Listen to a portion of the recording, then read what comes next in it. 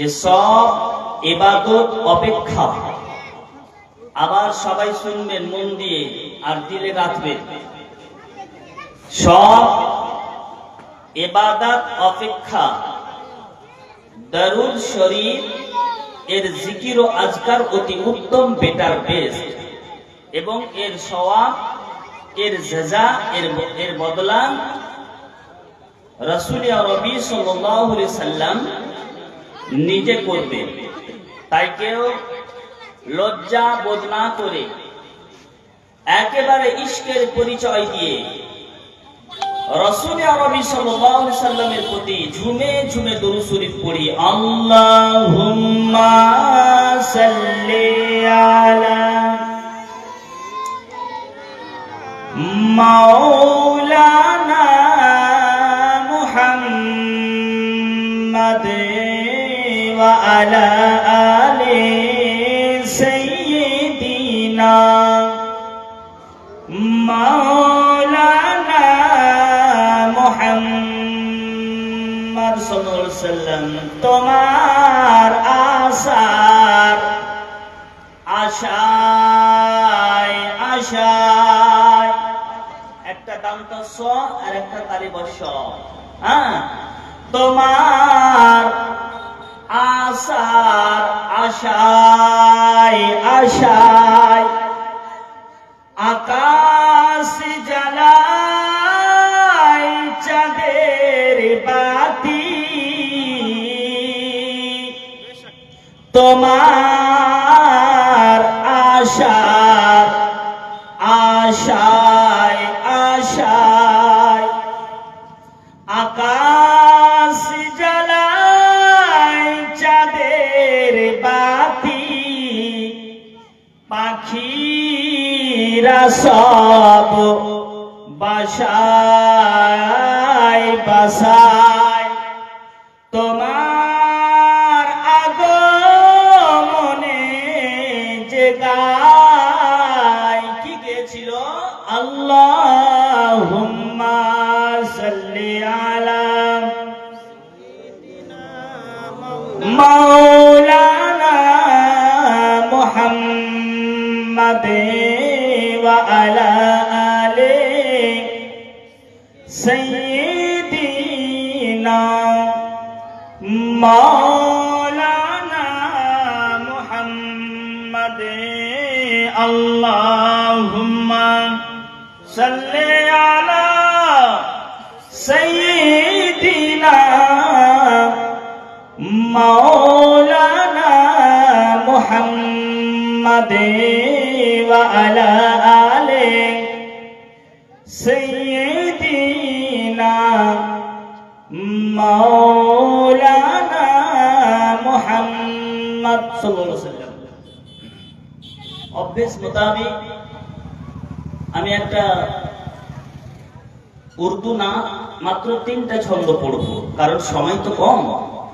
তার জন্য আমি আজকে যে টপিক আপনাদের সম্মুখে রেখেছি সেই বিষয় নিয়ে আলোচনা করব ইনশাআল্লাহুল আজিজ। অনেকে অনেক কথা বলেছে আমাকে যে এই বিষয় নিয়ে আলোচনা করা হোক, এই বিষয় নিয়ে আলোচনা করা হোক, তো তার জন্য ঘন্টা 3 দরকার। তো আমি সংক্ষিপ্ত আলোচনা ইনশাআল্লাহ করব, এর মধ্যে যতটা সম্ভব আমি আপনাদের শোনাবো। चांद से भी कहीं बढ़ के रोशन जब है तलवा मेरे मुस्ताफा का। चांद থেকে আমার নবী পায়ের যে তালু মুবারাকা এত যে চকচক করে, এত যে মানে আলো দেয়, সে বিষয়টা উর্দু ল্যাঙ্গুয়েজে যারা উর্দু কবি দারুণ ভাবে পরিবেশন করেছেন, লিখেছেন। আমি পরিবেশন করতে যাচ্ছি। চাঁদ সে ভি কहीं बढ़ के रोशन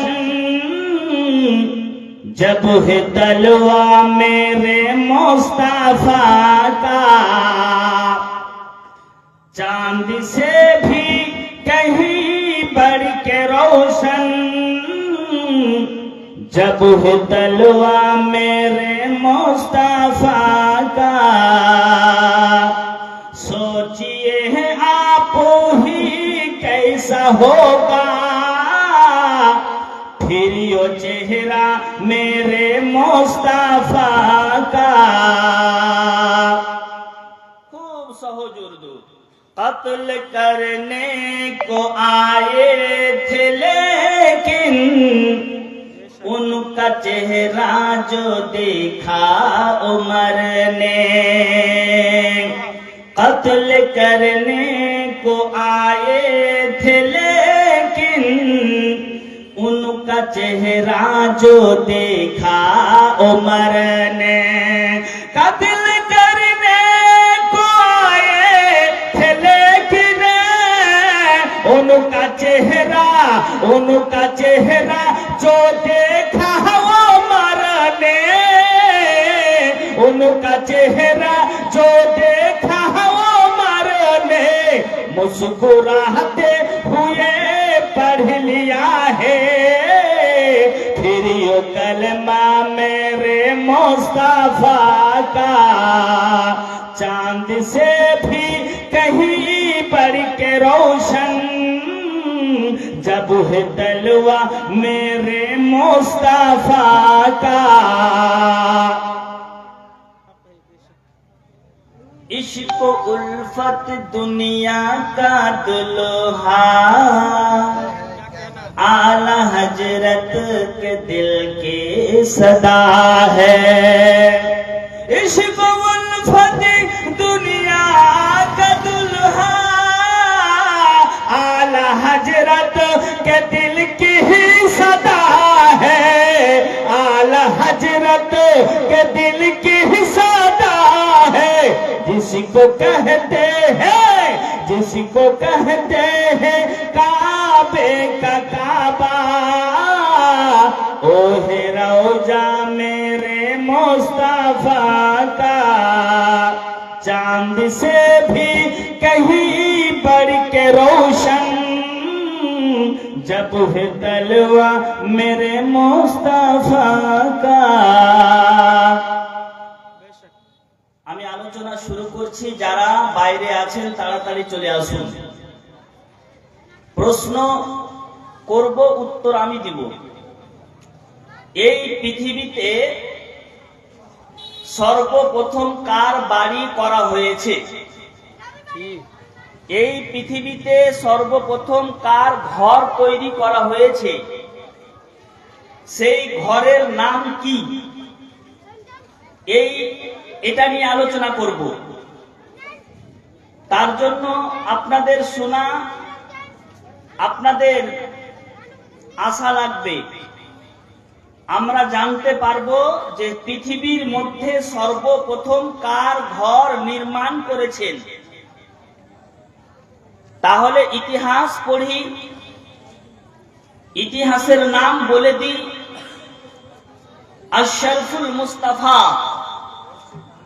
আবু মুসা মাদানী রাইটার, আরবের সব থেকে বিখ্যাত রাইটার আবু মুসা মাদানী। আবু ইসহাক উনিও জগৎ বিখ্যাত রাইটার।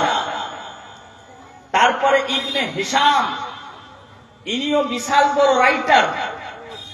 তারিখ আদাব আল আরব তাতে লেখা আছে প্রথম খণ্ডতে যে পৃথিবীতে সর্বপ্রথম যার বাড়ি নির্মাণ করা হয়েছে, যার থাকার প্লেস করা হয়েছে, যাকে কেন্দ্র করে জায়গা নির্মাণ করা হয়েছে, যার শুয়ার জায়গা করে দিয়েছেন, তিনি আমার আপনার মতো মানুষ নয়, ঈসা নবীর মতো মানুষ নবী নন, ইব্রাহিম খলিলুল্লাহর মতো নবী নন।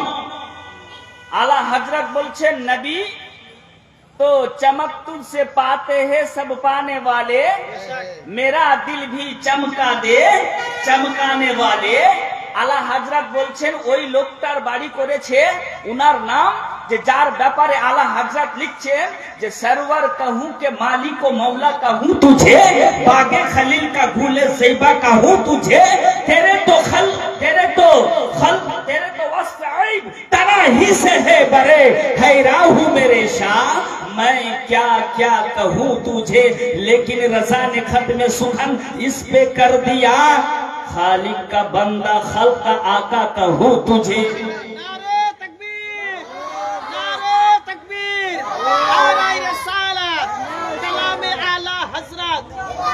তো ওনার বাড়ি করেছেন যার ব্যাপারে ছন্দটা পড়লাম। हाँ सुनते हैं कि महशर में सिर्फ उनकी रसाई है তার বাড়ি নির্মাণ করেছেন। পৃথিবীতে সর্বপ্রথম কার বাড়ি হলো? আমার আপনার নবীর বাড়ি। আপনি বলবেন মৌলানা আদম আসার আগে, আদম পৃথিবীতে আসেনি, তার আগে আল্লাহ জান্নাতের মাটি মক্কাতুল মুকাররমাতে ফেলে দিলেন, বা এরকম ভাবে বলা যায় যে জান্নাতের মাটি ফারিস্তারা গড়িয়ে দিলেন, বইয়ে দিলেন। কেমন করে বহালেন বলুন সুবহানাল্লাহ। জান্নাতের একটা দরজাকে খুলে দিলেন, আর খুলে দেওয়ার পর আল্লাহুস সামাদ সেই মাটি আপনার বহে চলে আসলো কোথায়? মক্কাতুল মুকাররমা। নাম শুনেছেন মক্কা? তো শুধু মক্কা বললে হবে না, আল মক্কাতুল মুকাররমা, পবিত্র মক্কা শরীফ। পবিত্র মক্কা শরীফে সেই মাটি জমাট বেঁধে গিয়েছে, জমাট। আর সেই মাটিতে হচ্ছে নূর, আলো দিতেছে, আলো। আরবি ভাষাতে লেখা আছে বাপ, মক্কাতে যে সর্বপ্রথম মাটি এসেছে, জান্নাত থেকে আল্লাহ মাটি রেখেছে। দুনিয়াতে কোনো গাছ ছিল না, নদী নালা ছিল না, ঘর বাড়ি ছিল না, শুধু কালো ধূসর বর্ণ পৃথিবী। ওই পৃথিবী কালো বর্ণের মধ্যে আল্লাহ যেটা মাটি পাঠালেন, সেই মাটি হচ্ছে জান্নাতের মাটি। আর জান্নাত হচ্ছে নূর, জান্নাত নূর, নূরের মাটি, জান্নাতের মাটি।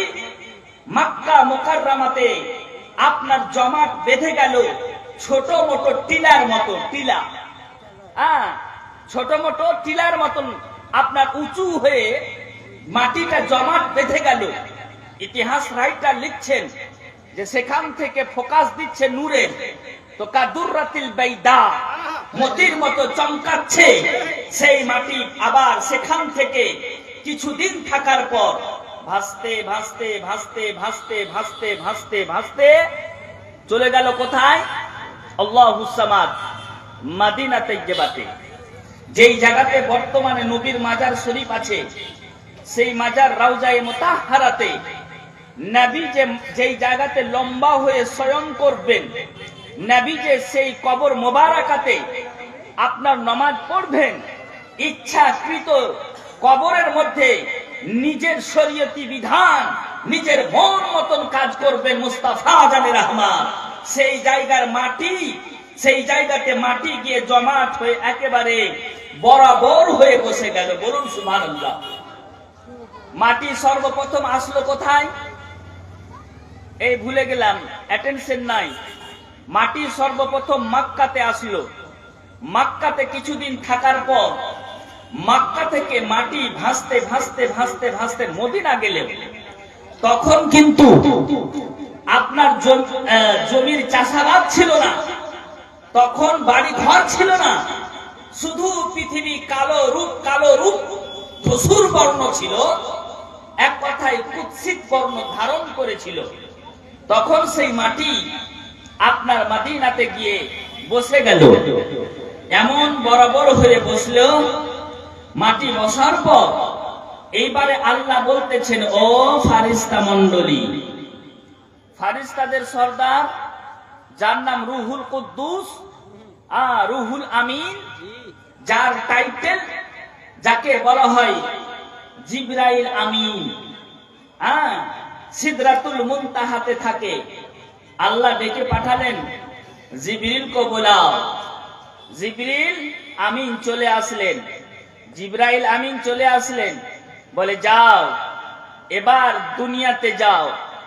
দুনিয়াতে যাও তো একাই যাবে না, ৭৭,০০০ ফারিস্তা সাথে নিবে, আর জান্নাতের বেটার বেটার পোশাকগুলো তুমি পরবে আর তাদেরকে পড়াবে, আর তাকবীরের জয়ের ধ্বনি দিয়ে পৃথিবীতে প্রথম কদম রাখবেন জিবরিল আমিন। কিসের জন্য? রূহ আপনার খামিরে বাশারিয়াত রাসূলুল্লাহ সাল্লাল্লাহু আলাইহি ওয়াসাল্লামের আপনার দেহ মোবারককে তৈরি করার জন্য। বলুন সুবহানাল্লাহ। জিবরাইল আমিন পৃথিবীতে প্রথম পা রেখেছেন ৭৭,০০০ ফারিস্তাকে সাথে নিয়ে। ৭৭,০০০ ফারিস্তা এখানে আছে দিয়ে জিবরাইল আমিন যেই মাটিটা আগে জান্নাত থেকে আল্লাহ গড়িয়েছিলেন, নবী যেই জায়গায় বর্তমানে শয়ন করে আছেন, যেই জায়গায় নবীর রওজা, যেটা জিয়ারত করা লাগবেই। আপনার জিয়ারত, নবী বলেছেন মান জারা কবরি ওয়াজাবাত লাহু শাফাআতি, যে আমার জিয়ারত করলো আমার রওজাকে, তার উপরে আমার শাফাআত করা ওয়াজিব হয়ে গেল, আমার ওয়াজিব হয়ে গেল। মুস্তাফা জানের রহমান বলছে আমার প্রতি ওয়াজিব হয়ে গেল। ঈমানের সাথে যারা জিয়ারত করলো, সেখানকার মাটি জিবরাইল আমিন আমার আপনার মতো করে উঠাইনি, কোদাল চালাইনি, আপনার বাইলচা ঢুকাইনি, নিজের হস্ত মোবারক নবীর প্রতি সালাত ও সালাম পড়ছেন আর মাটি তুলছেন এক মুষ্টি। বলুন সুবহানাল্লাহ। যেমন মাটি তুলতে নেয় আল্লাহুস সামাদ, জিবরাইল আমিন বলতেছেন সেই মাটির এত নূরের ফোকাস দিচ্ছে যে সারা পৃথিবী অন্ধকার ছিল, সেই সময় নূর পেয়ে সারা পৃথিবী আলোকিত হয়ে গেল। তার জন্য আরবের রাইটার, জগৎ বিখ্যাত রাইটার, নবীর সভাকবি আপনার হাসান বিন সাবিত বলতেছেন যে নূরাল আদা ফারাইতু মাশারিকাহা ওয়া মাগরিবাহা, মুস্তাফার নূরে আপনার পশ্চিম আলোকিত হলো, দক্ষিণ আলোকিত হলো, পূর্ব আলোকিত হলো। এক কথায় মুস্তাফার নূর সারা পৃথিবী পেয়ে গেল। তার জন্য আমরা আজকে লাভবান হয়েছি। আজকে আমরা নবীর নূরে, নবীর নূরের আলোকের ছোটাতে আজ আমরা জীবন পেয়েছি। একমাত্র অবদান নবীর নূর মোবারকার। বলুন সুবহানাল্লাহ। একমাত্র অবদান কার? নবী মুস্তাফা, নবী মুস্তাফার নূর মোবারকার, এটা অবদান। এবার জিবরাইল আমিন আল্লাহুস সামাদ মাটি নিয়ে 10টা নূরের নদীতে সেই মাটিকে পাট ঝুলার মতো ঝুলাচ্ছে আর ধৌত করছেন, জান্নাতের মাটিকে ধৌত করছেন। যেমন ধৌত করছেন তেমন প্রত্যেকটা প্লেস থেকে আপনার নূরের ফোকাস পাচ্ছে। আবার জিবরাইল আমিন অন্য নদীতে নবীর সেই মাটি মোবারকাকে ধৌত করলেন আর একটা জায়গা তৈরি করলেন, প্লেস। সেই প্লেসটাকে আরবি ভাষায় বলা হয় আপনার খামিরে বাশারিয়াত, অর্থাৎ খামার। খামার বলি না আমরা, খোলেন, আমাদের ভাষাতে খোলেন বলি না বাপ, খৈলান তৈরি করা হলো। এবার মাটিকে মথতে শুরু করলো। যেমন মা বোনেরা আটা মথে না, সেরকম ভাবে আপনার মাটিকে মথতে শুরু করলেন। যদি প্রথম থেকে না শুনেন তো আমার ওয়াজ বুঝতে পারবেন না। মাটি মথতে শুরু করলেন। মাটি মথার পর এইবারে রাসূলুল্লাহকে জিজ্ঞেস করছেন, রাসূলুল্লাহ নূর মোবারকাকে জিজ্ঞেস করছেন, কে? স্বয়ং আল্লাহ রাব্বুল আলামিন। ও আমার হাবিবের নূর মোবারকা, বলো তোমার ফিগার কার মতো করব, তোমার হাত কার মতো করব? তো বেরেলির সরদার উনি বলতেছেন যে হাত জিসম উঠে গনি কর দিয়া মৌজে বাহরে সামা হাত পে লাখো সালাম। ও আলা হযরত আজিমুল বরকত ফাজিল বেরেলভী আলাইহি রাহমাত ওয়া রিদওয়ান বলতেছেন মাথা কার মতো হবে, পেশানি কার মতো হবে, तो आला हजरत लिखे दिच्छेन जे जिसके माथे शफाअत का चेहरा रहा उस जबी ने सादत पे लाखों सलाम। आहारे नबीर मस्तक मोबारक কাউরুর মতো ছিল না, নবীর হাত মোবারক কাউরুর মতো ছিল না। কারণ আল্লাহ নবীকে জিজ্ঞেস করছেন, ও নবী, ও আমার হাবিব মাহবুব, আমি তোমার যে চেহারা মোবারকা তৈরি করব তো কেমন করে করব? তো নবী বলতেছেন, আমার ফিগার কোন নবীর সাথে সামঞ্জস্য থাকবে না, মিল থাকবে না, মুস্তাফা থাকবে, আলা সে আলা। তো আলা হযরত বলতেছেন যে সবসে আলা ওয়ালা हमारा नबी, सबसे वाला वाला हमारा नबी, अपने मौला का प्यारा हमारा नबी, दोनों आलम का दुल्हा हमारा नबी, दोनों आलम का दुल्हा, এই জগতের দুলহা, পরকালের দুলহা, যার অগ্নির ইশারাতে আজ আমি এবং সকল লোক জান্নাত যাওয়ার নির্দেশ পাবে। নবীর নির্দেশ ছাড়া একটাও লোক জান্নাতে যেতে পারবেন না। হ্যাঁ, কেমন করে পারবেন না? শুনেন ঘটনা। বাবাজি ভাইরা, মোস্তাফা পারমিশন না দিলে, জান্নাতের টিকিট না দিলে কেউ নামাজ পড়ার কারণে জান্নাত যেতে পারবে না, রোজা রাখার জন্য জান্নাত যেতে পারবে না। জান্নাত কপালে থাকলে পাবে, নবীর ইশারা হলে জান্নাত পাওয়া যাবে। নবী আমার যেই জায়গাতে সাজদা করবেন সেই জায়গাটার নাম শুনেন, সেই জায়গাটার নাম হলো মকামে মাহমুদ, হামদের প্লেস। প্লেস মানে কি? জায়গা। প্লেস মানে জায়গা। আমরা বুঝি না, ইংলিশে বলি না প্লেস। এই প্লেসটা কত সুন্দর। সেরকম নবীর জন্য একটা প্লেস তৈরি করলেন, স্টেজ তৈরি করলেন। সেই স্টেজে অনলি ওয়ান নবী কেবলমাত্র থাকবে, একমাত্র মুস্তাফা থাকবেন। সেই জায়গাটা কোথায়? রোজে মাহশার। রোজে মাহশার শেষ বিচার দিবসে নবী যে স্টেজে থাকবেন সেই স্টেজের নাম আপনার মকামে মাহমুদ। মকাম মানে একটা প্লেস, আর মাহমুদ মানে নামকরণ, হামদের প্লেস। যেমন স্টেজে এখানে লেখা আছে কি উন্নতি কল্পে, কি কিসের জন্য আমি অবশ্য দেখতে পাইনি। আচ্ছা আচ্ছা, ছোট কামাল, এই প্লেসটা লেখা আছে না? এই স্টেজে বলেন বক্তব্য কে দিবে? বক্তাগণরা দিবেন। হ্যাঁ, যদি আমি কোন সর্দার মডেল মাতাব্বরকে উঠিয়ে দিই, বলি বাপ আপনি 1 ঘন্টা বক্তব্য পরিবেশন করুন, উনি পারবেন না, কারণ ওই বিষয়ে উনি পারদর্শী নন। যদি বলা হয় এই স্টেজে আপনি বিচার মণ্ডপে বসুন, সুন্দরভাবে বিচার পরিচালনা করুন, ওই লোকের মধ্যে দক্ষতা আছে, সুন্দরভাবে বিচার পরিচালনা করবে, মুস্তাফার মধ্যে সেই দক্ষতা। বলে হাবিব তুমি হামদের জায়গাতে চলে যাও, নবী আমার একটা সাজদা করবেন। ইতিহাসে লেখা আছে মিসকাতুল মাসাবি শেষ খণ্ড বাবু ফাদাইলুন নবুয়া, যে নবী আমার একটা সাজদা করবেন তো 1 সপ্তাহ সাজদায় পড়েই থাকবেন। বলুন সুবহানাল্লাহ। নবী আমার একটা সাজদা করবেন তো কতদিন থাকবেন বাপ? এই যে ভুলে গেলাম, সপ্তাহ বুঝেন? সপ্তাহ, উইক, একটা সপ্তাহ থাকবে সাজদায় পড়ে। দিন গেল, রাত গেল, 24 ঘন্টায় 1 সপ্তাহ নবী আমার সাজদায় পড়ে থাকবেন, সাজদায়। এবার মিসকাত শরীফে লেখা আছে আরবি ল্যাঙ্গুয়েজে, পরিষ্কার ভাষাতে, আরবি ভাষাতে। এটা কিন্তু যেমন তেমন আপনার মাওলানাও পড়তে পারবে না, কারণ যেখানে জাবার জের নেই, অরিজিনাল মিসকাত শরীফে মিসকাতুল মাসাবিহ তাতে লেখা আছে, চ্যাপ্টারের নামটা বলে দিচ্ছি, বাবু ফাদাইলুন নবুয়া। নবী আমার একটা সাজদা করবেন 1 সপ্তাহ। কতদিন? জোর করে বলেন, হাত তুলে বলেন তো কতদিন? হ্যাঁ, 1 সপ্তাহ। এই সাজদা আপনারা করেছেন কোনদিন? পারবেন? হ্যাঁ, পারবেন? পারবেন না। কেউ পারবে? বলো না, আপনি পারবেন? কেউ করেছে আজ পর্যন্ত জীবনে? 1 সপ্তাহ ধরে সাজদায় পড়ে থাকবেন।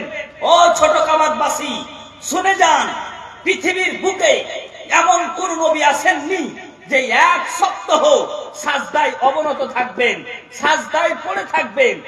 এক সপ্তাহ ধরে সাজদায় অবনত ছিলেন, যার নাম আমেনা লাল মরুর দুলাল আহম্মদ মুজতাবা মুহাম্মদ মুস্তাফা সাল্লাল্লাহু তাআলা আলাইহি ওয়াসাল্লাম। এক সপ্তাহ সাজদায় পড়ে আছেন। এবার আওয়াজ আসবে ইলহাম।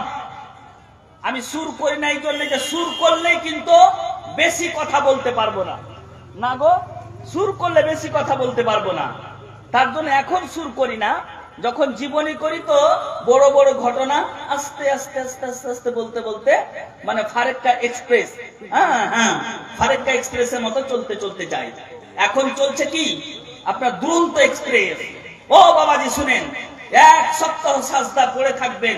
আল্লাহ বলবেন ইরফা রাসাকা, ইরফা রাসাকা, ও মুহাম্মদ তোমার মাথা, রাসুল মানে মাথা, রাস মানে মাথা, ইরফা মানে চাড়ো, ইরফা মানে চাড়ো, রাসাকা তোমার মাথা, ইয়া মুহাম্মাদান ও মুহাম্মদ তোমার মাথাকে চেড়ে নাও। এবার বলছে চাও, সালনি, সালনি আমার কাছে চাও, কি চাইতেছো চাও। তো বলতেছে আমার গুনাহগার উম্মতের একটা টুকরাকে আমি জান্নাতে নিয়ে যাব, আল্লাহ পারমিশন দিয়ে দাও। সুবহানাল্লাহ। আল্লাহ বলবে না, তোমার সাজদার বিনিময় হচ্ছে তোমার উম্মতের এক অংশকে তুমি বিনা কারণে বিনা হিসাবে নিজের খুশি মোতাবেক জান্নাতে নিয়ে যাও। দ্বিতীয়বার সাজদায় পড়বেন, আবার এক সপ্তাহ, ইতিহাসে লেখা আছে এক সপ্তাহ, আবার সেম জিজ্ঞেস করবেন তোমার মাথাটা চাড়ো, তুমি কি চাইছো বলো। নবী বলবেন আমার গুনাহগার উম্মত যার জীবনে নেকি নাই, 5 ওয়াক্তের নামাজ আদা করেনি, যাকাত দেয়নি, কবরকে বলে ভয় পায়নি, আপনার পৃথিবীর বুকে ফাসাদ তৈরি করেছে, কিন্তু আমার তো উম্মত যার নেকি নাই জাহান্নামের আগুনে পুড়ছে। আল্লাহ রাব্বুল আলামিন বলবেন যাও হাবিব, তোমাকে এই পারমিশন আমি রব দিলাম, তুমি জাহান্নামের ভিতরে যাও, ঢুকো। আরে প্যার সে বলো ভাই, জাহান্নামের ভিতরে ঢুকো। তো জাহান্নামের গেটম্যান বলবেন ও আকায়ে নামদার আমিনাল্লাহ, আপনি জাহান্নামের দিকে কেন আসতেছেন? বলে আমার গুনাহগার উম্মত যাদের একটাও নেকি নেই, যাদের একটাও নেকি নেই, শুধু জীবনটা গুনাহতে গুনাহতে ভরে গেছে, আমি আমিনাল্লাহ তাদের সহযোগিতা করার জন্য, তাদের হেল্প করার জন্য আমি এসেছি। হটো, রাস্তা ছাড়ো। বলে জাহান্নাম যে আছে, আপনাকে যে আগুন লেগে যাবে, নবী বলতেছেন শুনো ও জাহান্নামী ফারিস্তা শুনো, মুস্তাফা যেখান দিয়ে যাবে সঙ্গে সঙ্গে জাহান্নামের আগুন নিভাতে শুরু করবে।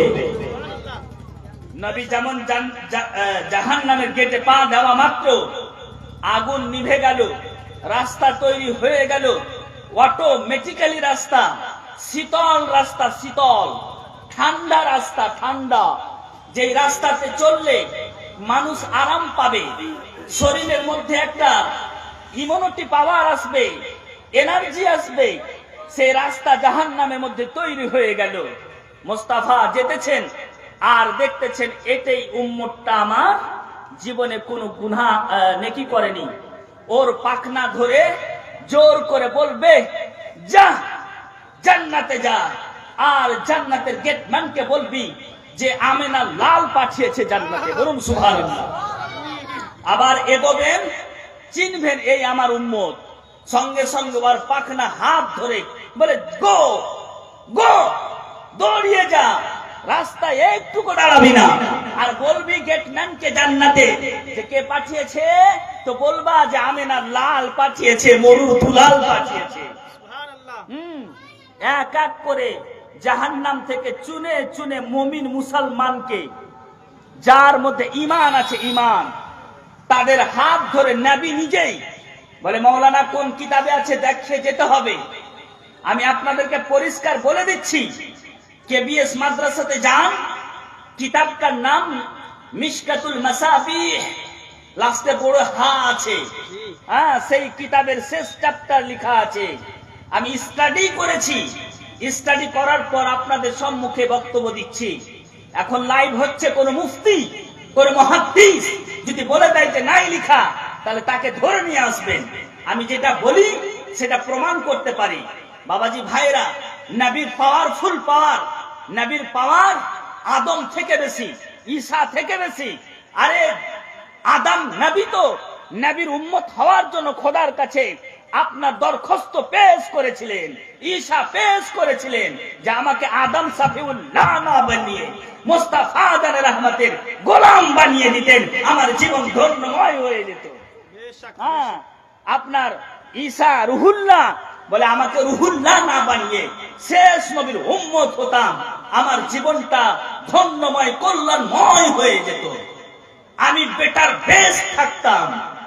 এটা আফসোস করেছিলেন ওনারা।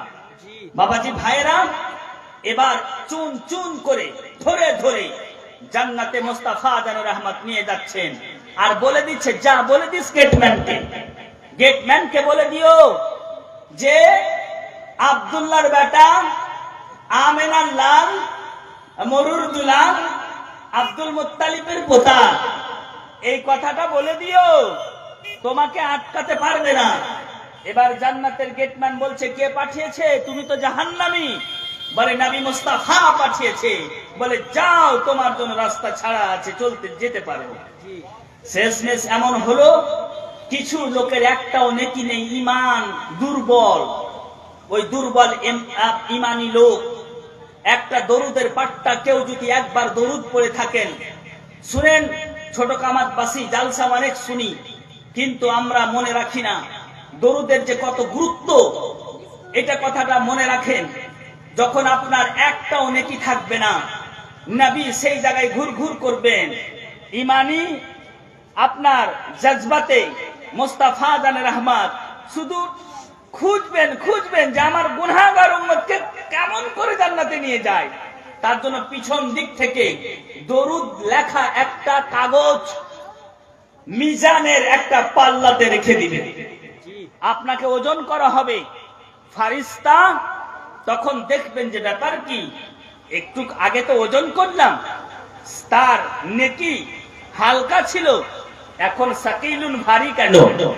তো একজন ফারিস্তা বলবে, মুস্তাফা জানে রহমতের প্রতি দরুদ পড়েছে একবার, তার জন্য তার মানে পাল্লাতে একটা ছোট একটা কাগজ টুকরা মুস্তাফা জানে রহমত নিজের হাতে লিখে সেই জায়গাতে রেখে দিবে। বলে তার মিজানের পাল্লা ভারী হয়ে যাবে। ভারী হওয়ার কারণে নবীর মহব্বতে, নবীর বাদাউলাতে, ইশকের কারণে সেই ব্যক্তিত্ব জান্নাতে যাবে। বলুন সুবহানাল্লাহ। বাবাজি ভাইরা, আজ আমাদের অবস্থা অত্যন্ত শোচনীয়। আমরা কাকে নিয়ে মাতামাতি করি? আমরা শুধু বলি একটা জিনিস, এই হাদিসটা জাল, এই হাদিসটা। তাহলে বলুন মৌলানা, আপনি মাদ্রাসায় পড়েছেন, হাদিস কয় প্রকার? হ্যাঁ, বিভিন্ন ভাগে বিভক্ত। আপনার সহি হাদিস, মারফু হাদিস, মাকতু হাদিস। হ্যাঁ, জাল বলে এখন পর্যন্ত আমি খুঁজে পেলাম না। তবে হাদিসুন আয-যায়ীফ, অর্থাৎ হাদিসটা জাইফ নয়, বর্ণনাকারীটা হচ্ছে জাইফ। আমরা যখন বেলডাঙ্গা ইউনিভার্সিটিতে পড়তাম, তখন কিন্তু আমাদের শিক্ষকরা বলেছেন, সেই শিক্ষকরা জামাতি ইসলামী করতেন। আমি কাউকে দোষারোপ করি না, যে যা পারছে ধর্ম পালন করুক, কিন্তু নবী মুস্তাফা সম্বন্ধে যদি কেউ একটা কথা খারাপ বলে দেয়, আর যদি আপনার মন তার বিরুদ্ধে না যায়, আপনার কথাবার্তা তার বিরুদ্ধে না যায়, তাহলে আপনি পূর্ণ মুমিন হতে পারবেন না। কারণ ইমানের মূল তিনি হচ্ছেন রাসূল, ইমানের মূল তিনি হচ্ছেন রাসূল। তাহলে আজ বিভ্রান্ত হওয়ার কারণটা হবে, বিভ্রান্ত হবেন না। দেশের অবস্থা অত্যন্ত শোচনীয়। কারণ আপনি শাফি মাযহাব মানছেন, তো শাফি মাযহাবকে ফলো করুন। আপনি মালিকি মাযহাব মানছেন, তো মালিকি মাযহাবকে ফলো করুন। নারায়ে তাকবীর, নারায়ে রিসালাত, নারায়ে হায়দারি। বক্তা সাহেব চলে এসেছেন, ওনার বসার জায়গা করে দিন।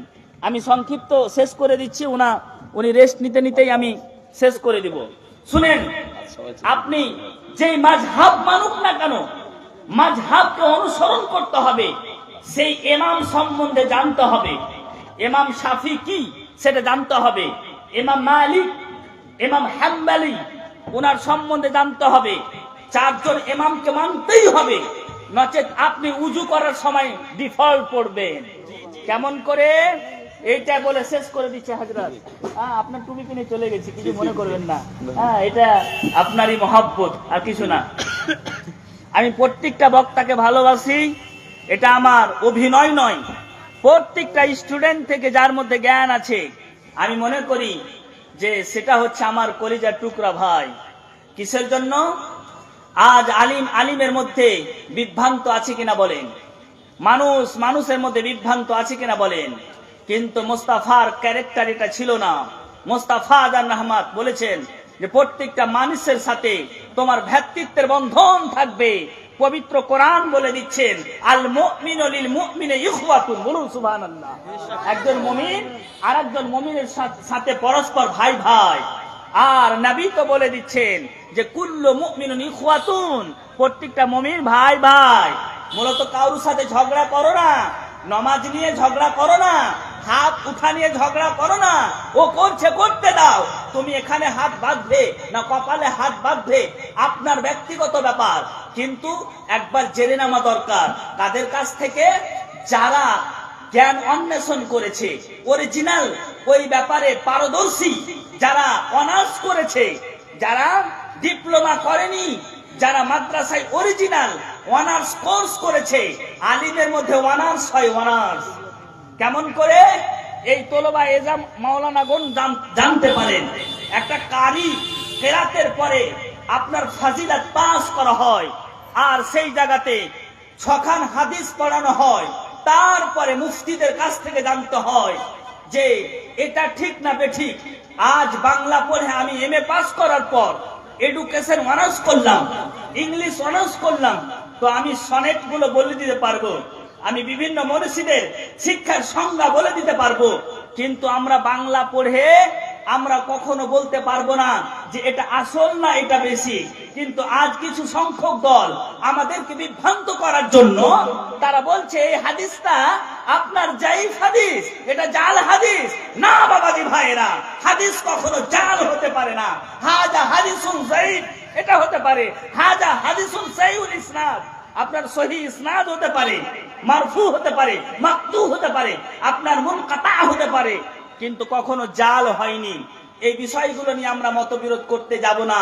কিন্তু আজ সমাজে বাড়িতে ঢুকে ঢুকে নবীর ব্যাপারে আমরা বিভিন্ন কথা শুনি, কিন্তু তাদের দিকে কান না বাড়িয়ে আমরা সমাজ সোশ্যাল ডেভেলপমেন্ট, আপনারা সমাজকে ডেভেলপ করার জন্য আমরা এগিয়ে আসব। আজ ওয়াকফ সম্পত্তি সম্বন্ধে আমরা সবাই কাঁধে কাঁধ মিলিয়ে একটাই স্লোগান থাকবে আমাদের মধ্যে, ওয়াকফ সম্পত্তি আমরা ফিরিয়ে চাই। হ্যাঁ, ওয়াকফ সম্পত্তি আমরা ফিরিয়ে চাই। কিন্তু আজ আমাদের অবস্থা এত খারাপ হয়ে গেছে যে আমরা কেবিএস এলাকাতে একটা সুন্দর করে মাজমুয়া তৈরি করে ওয়াকফ সম্বন্ধে আমরা কাউকে সংজ্ঞা দিলাম না, ধারণা দিলাম না। শুধু অনেক লোক বলে যে ওদের ক্ষতি হয়েছে, আমাদের কি ক্ষতি হবে? কিন্তু এই কথাটা ভুল, এই কথাটা ভুল। বাবরি মসজিদ আমার সম্পত্তি, আপনারও সম্পত্তি। ঈদগাহ আমার আপনার সম্পত্তি। আপনার বিভিন্ন এলাকা রেল ডিপার্টমেন্ট এর অনেক জায়গাটা আমাদের সম্পত্তি। কারণ মুসলমান তো এক অপরের ভাই ভাই না, তো আমার ভাইয়ের সম্পত্তি মানে আমার সম্পত্তি।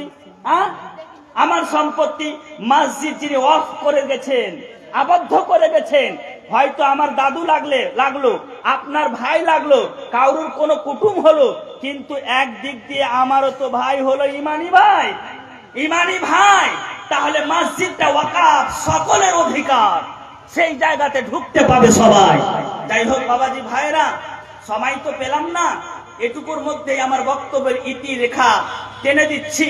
কারণ বক্তা রেখে আপনার বক্তৃতা দেওয়াটা এটা কিন্তু ভালো নয়। কিন্তু ওনার কাছে সময় আমি একটু চেয়ে নিয়েই বলে দিলাম, আর বলবো না।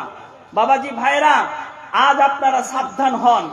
আমরা যদি সাবধান না হই, মুসলমানের মধ্যে ঐক্যবদ্ধতা না হই, আমরা মাযহাব নিয়ে টানাটানি করি, তাহলে কিন্তু বিভ্রান্তের মধ্যে পড়বো। আজ আমাদের একটাই স্লোগান থাকবে যে প্রত্যেকটা মুসলমান ভাই ভাই এক হও। তবে ওয়াকাফ বিল কেন, সমস্ত বিল তাদেরকে ঘুরিয়ে দিতে বাধ্য হবে। আমি বলে দিলাম স্টেজে আজকে ওয়াকাফ সম্পত্তি হাত ছাড়া হবে না। আজ প্রতিটা জায়গাতে মিছিল শুরু হয়ে গেছে, প্রতিটা এলাকাতে আপনার আন্দোলন শুরু হয়ে গেছে। কোথায় যাবা তুমি? আমার ওয়াকাফ সম্পত্তি ওয়াকাফ বোর্ড, সেখানে গিয়ে আপনি আবেদন করতে পারবেন। ওয়াকাফ সম্পত্তি এত সম্পত্তি আছে, এইগুলো কেবিএস এলাকা আপনার কারোর বছর আপনার বিনা বসা পায়ের উপরে পা দিয়ে খাবে, এতগুলো জমা করে গেছে। আমাদের পূর্বপুরুষগণ এটা অবদান, তাদের দেওয়া সম্পত্তি আমরা ছেড়ে দিব? বলেন আপনারা ছেড়ে দিবেন বাপ? তাহলে আমরা কি ওয়াকাফ সম্পত্তি ছেড়ে দিব? বলেন ছেড়ে দিব? না, গলা কাটিয়ে দিব, কিন্তু আমরা ওয়াকাফ সম্পত্তি ছাড়বো না। কারণ মুসলমানদের অধিকার কাফেরদের হাতে যেতে দিব না, তাই না? কাফেরদের হাতে যেতে দিব না, এটা আমি প্রকাশ্য খুলনা বলে দিচ্ছি। ওয়াকাফ সম্পত্তি আমরা দোয়া করে খোদার কাছে ফিরিয়ে নিব। আমরা লড়াই করতে শিকার, আমরা আন্দোলন করতে শিকার, আমরা প্রতিবাদ করতে শিকার, কিন্তু আমার ওয়াকাফ সম্পত্তি আমি আমার কিন্তু প্রাপ্যটা ফিরিয়ে নিব। নচেত দেশের মধ্যে অশান্তি লেগে যাবে, লেগেই তো গেছে। যাই হোক বাবাজি ভাইরা, আমি শেষ করে দিলাম। এই বক্তা সাহেব উপস্থিত হয়েছেন। হ্যাঁ, 3 জন ইন্তেকাল করেই দিয়েছে। অভিযোগ করতে গিয়ে কত জান যাবে পারোয়া করতে হবে না। যাই হোক, যারা মেলাতে আছেন তাদেরকে রিকোয়েস্ট করব যে আমার মুখে তো অহরহ বক্তব্য শুনবেন। ইনি কালকেও বক্তব্য দিয়েছেন অনেকক্ষণ ধরে, আজকেও বক্তব্য দিবেন। মা বোনরা এখন পর্যন্ত কেউ আসেনি। মা, কুটুম বিদায় করা ছাড়ুন, আসল জিনিসগুলো বক্তার মুখ থেকে শুনুন। আরো একজন প্রধান অতিথি এসছেন দূর থেকে, ওনার মুখেও শুনবেন। কিন্তু আমরা যে আছি বসে, তো মা বোনরা রাস্তা রাস্তা চলছে, ভাইরা রাস্তা রাস্তা চলছে, কেউ দূর থেকে বলছে আর কি শুনবো, চলে যাব না। কবরস্থানের উন্নতি কল্পে জালসা, আমি মাইক দিয়ে দিচ্ছি, আর লেট হবে না। যদি সভাপতি এখানে কেউ আছেন তো, আচ্ছা আপনাকে মাইক দিয়ে দিচ্ছি, আপনি সভা পরিচালনা করবেন। হ্যাঁ, ওমা আলাইনা ইল্লাল বালাগ। আসসালামু আলাইকুম ওয়া রাহমাতুল্লাহি ওয়া বারাকাতুহু। আপনারা সবাই ভালো থাকুন।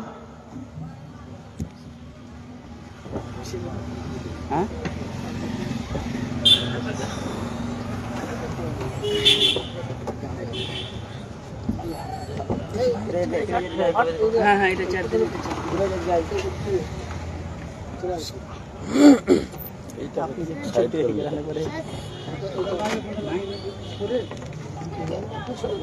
এটাকে সাইড করে দিও।